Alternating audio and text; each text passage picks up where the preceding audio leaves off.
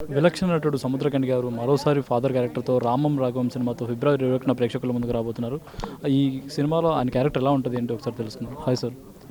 ఎన్నో సినిమాల్లో ఎన్నో క్యారెక్టర్స్లో చూసాం మిమ్మల్ని, ఎన్నో ఫాదర్ క్యారెక్టర్స్ కూడా చేశారు. మళ్ళీ ఈ ఫాదర్ క్యారెక్టర్ రామం రాఘవంలో చేయడానికి రీజన్ ఏంటి?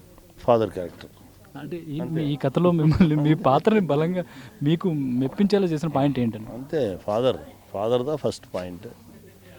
ఫాదర్ మీద నేను పెట్టుకున్న ప్రేమదా ఈ క్యారెక్టర్ చేయడానికి నన్ను తీసుకొచ్చింది. బట్ అది కాకుండా స్టోరీలో ఉన్న మంచి పాయింట్, వాల్యుబుల్ మంచి పాయింట్, ఆ పాయింట్ కోసం వస్తాను. అంటే ఇది పూర్తిగా ఫిక్షనల్ క్యారెక్టర్నా లేక యథార్థ సంఘటనలు ఏమైనా అక్కడ రియల్ ఇన్సిడెంట్స్ ఉన్నాయి? రియల్ ఇన్సిడెంట్స్లో నుండి మనం తీసుకొని దాన్ని కొంచెం ఫిక్షన్ చేసుకున్నారు.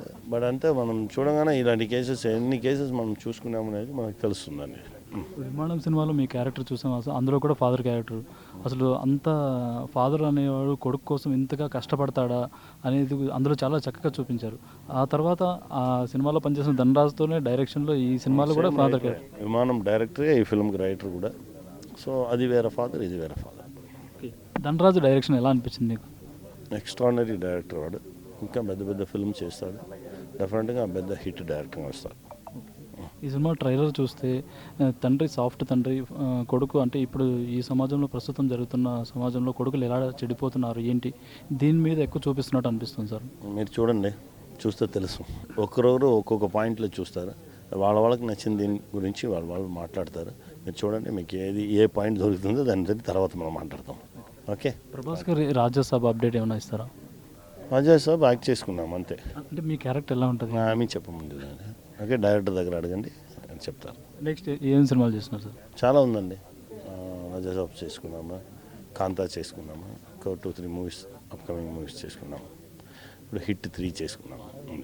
మీరు చేస్తున్న చాలా సినిమాలు 100 crores క్లబ్లో చేరుతున్నాయి. రీసెంట్గా హనుమాన్ కూడా లాస్ట్ ఇయర్ 100 crore క్లబ్లో చేరింది. హనుమాన్ 2 మీద చాలా ఎక్స్పెక్టేషన్స్ పెరిగిపోయి అందులో మీ క్యారెక్టర్ ఎలా ఉండబోతుంది ఏంటి సార్? నాకేం తెలియదండి. డైరెక్టర్ పిలిస్తే వెళ్తాను. అంటే షూటింగ్ అనేది స్టార్ట్ అయింది సార్? నాకు తెలియదు. చిన్న అప్డేట్ అనేది నాకు తెలియదు, ఏమైనా తెలియదు. డైరెక్టర్ దగ్గర నుండి కాల్ వస్తే ఇమీడియట్గా వెళ్తాను. దానికోసం వెయిటింగ్. నెక్స్ట్ మీ డైరెక్షన్లో ఎలాంటి స్క్రిప్ట్ రాబోతుంది? ఏప్రిల్లో స్టార్ట్ చేశానండి. అది చిన్నపిల్లల కోసమే, పిల్లలకు సంబంధించిన స్టోరీ, వాళ్ళ కోసమే చెప్తున్నాను. ఇప్పుడు పవన్ కళ్యాణ్ గారితో చేశారు, చిరంజీవి గారిని డైరెక్ట్ చేయాలని ఏమన్నా ఉందో మీకు ఆలోచన? ఏం లేదండి, సార్ పిలిస్తే వెళ్తా. మంచి స్టోరీస్ ఉంది. అది దానికి ఏంటంటే కాలం ఏం చెప్తుందో అదే జరుగుతుంది. ఏదైనా మన ప్లాన్ ఏం లేదు, అది జరుగుతుంది. అది చెప్తే అన్నీ జరుగుతుంది. చిరంజీవి సార్ పిలిస్తే దానికన్నా మరి ఏం కావాలి, ఇమీడియట్గా వెళ్ళిపోతాం. మంచి స్టోరీస్ పడట్లేదు. అదన్నా లేదు, అది మీరు చెప్తున్నారు. మంచి స్టోరీస్ పడుతుంది, మంచి మంచి విషయాలు చేసుకున్నారు. డెఫినెట్గా పిలిస్తే వెళ్తాం. Okay, wish all the best. Thank you.